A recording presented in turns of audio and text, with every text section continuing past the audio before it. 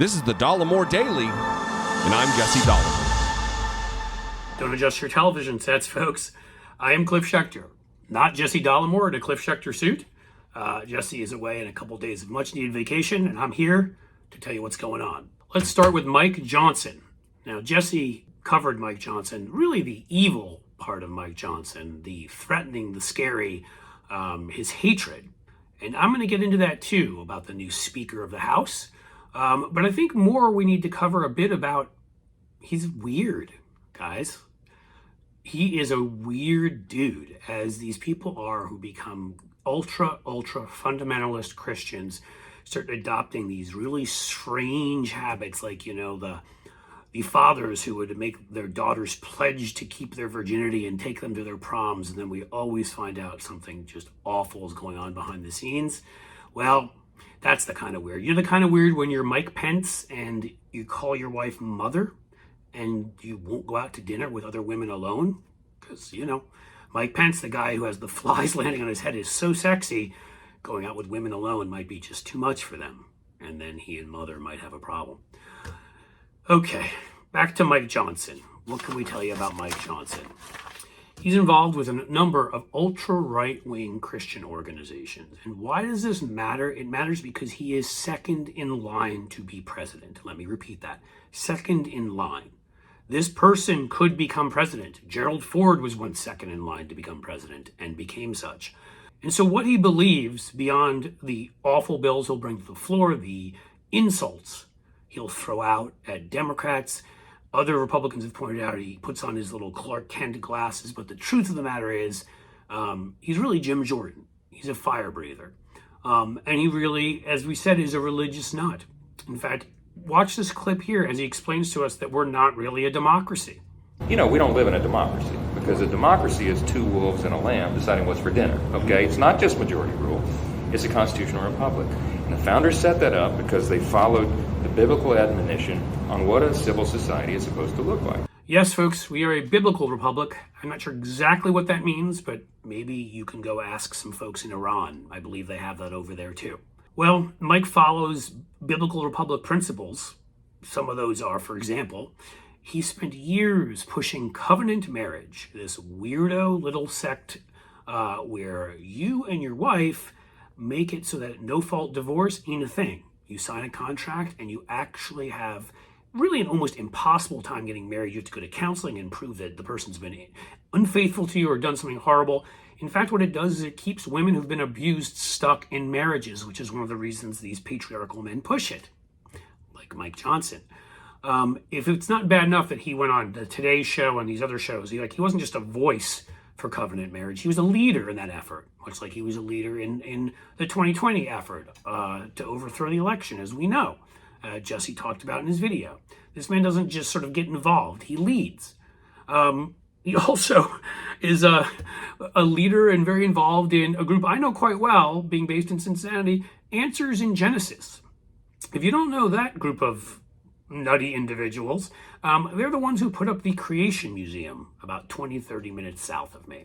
I once went on a trip there, a fun little trip, and wrote about it for Esquire. I may actually read you a little bit if you're interested, but they have dinosaurs in saddles. They believe dinosaurs were around in the 1850s. The Earth's only 6,000 years old. Evolution. Are you insane? That didn't happen. Charles Darwin, communist or something of that nature.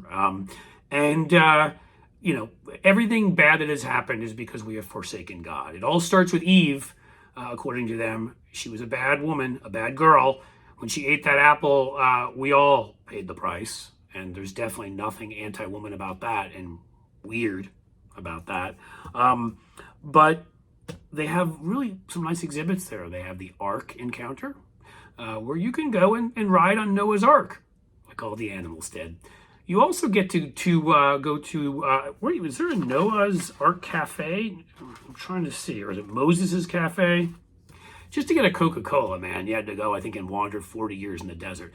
The people are weird, the place is weird, the exhibits, I can't even explain it to you. I can read it to you though, and I'm going to do that right now. Just a part of what I saw when I was there, so let's get to that.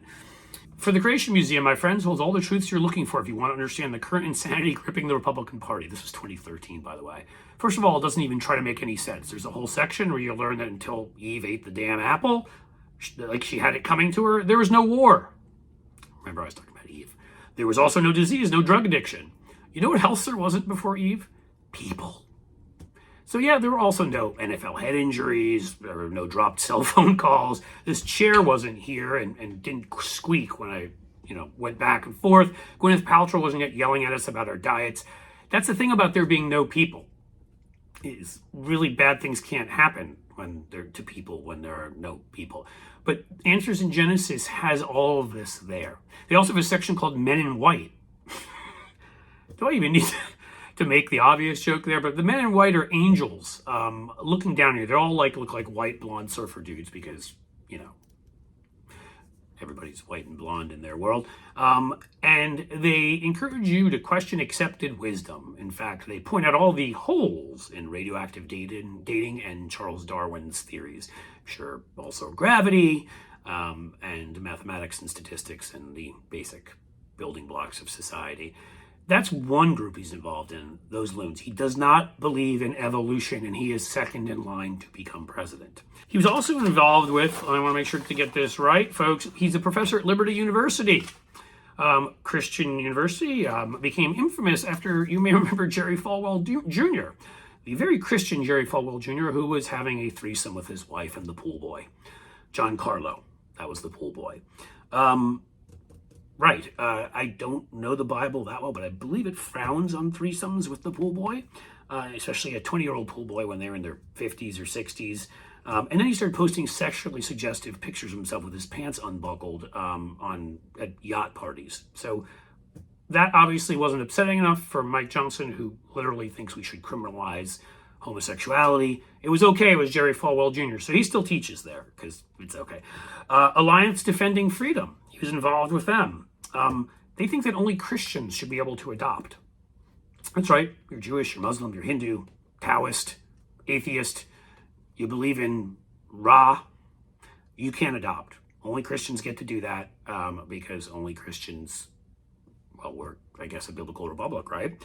And finally, the Louisiana Family Forum, another right-wing Christian, anti-gay, anti-woman, anti-Jewish, anti-everything group, where Mike Johnson is heavily involved, and one of their once leading lights who tried to sneak an earmark in for them to a bill was this guy named David Vitter. You may remember him. He was a Republican from Louisiana, and he was also a Christian until they found him in the DC Madams list of clients, and then they found him in a Louisiana Madams list of clients. He liked to get together with the ladies of the night, and I don't think the Bible recommends that too. Look, this is all to say, Mike Johnson, again, he's second in line to become president. He hangs around with hypocrites and liars. He has moral judgments about everyone else, of course, except for his friends, and believes in a bunch of crazy ideological weirdo Christian notions that if the president believed in, a president who didn't believe in evolution, God knows what they do. A president wants to ban birth control, God knows what they would do. That's Mike Johnson. He's weird. He's creepy. He's interested in your sex life in way too a gross way. And that is the person who will be leading Republicans. Guys, if you like this, I am Cliff Schecter, filling in for Jesse. You can find me at my YouTube channel. We're trying to break 30,000 subscriptions. We're at 29,100. Please come subscribe. Turn on your notifications. You can find me at Twitter at Cliff Schecter, at Threads at Cliff D. Schecter. And as I like to say at the end of this, guys, just go out today and make a difference.